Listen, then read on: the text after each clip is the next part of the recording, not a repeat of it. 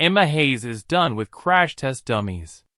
Safety tests have used dummies modeled on the male body for decades, even though women are typically more petite, with lower bone density and different muscle mass distribution.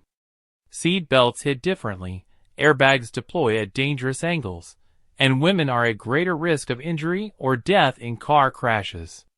It's another example of how the male perspective is the default in safety, sports, and nearly everything. And Hayes refuses to accept it. The single most important thing about our mission is to make it clear that we want to create a female lens in everything we do as our starting point, the U.S. women's national team coach said earlier this week. She was hired to lead the USWNT back to success, and she did so in just 75 days, winning Olympic gold in Paris. But her job is more significant than that.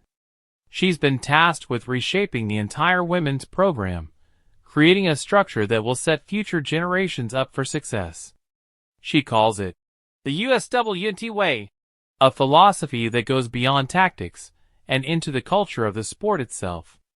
For years, the women's game has operated through a male lens.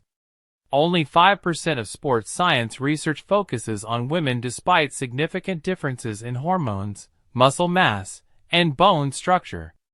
Until recently, female players wore shoes designed for men's feet. Team uniforms often included white shorts, with no consideration for the anxiety that brings during menstruation. It's not just about comfort, it's about performance, longevity, and respect. Hayes outlined her vision for the future and is already implementing changes where possible. The youth national team's latest camp ran alongside the senior teams, ensuring a unified approach. She's requested hotels designed for social interaction rather than gaming, recognizing how team culture differs between men and women. Anybody around me, I ask this question, have you done it through a female lens?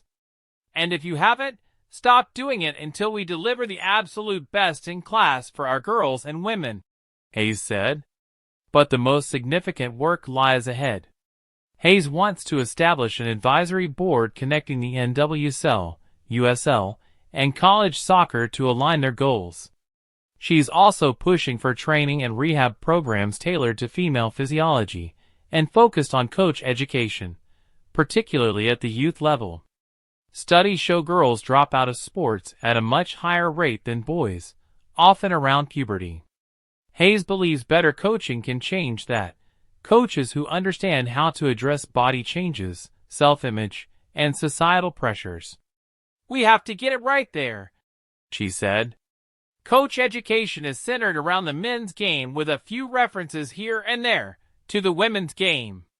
We have to demand more.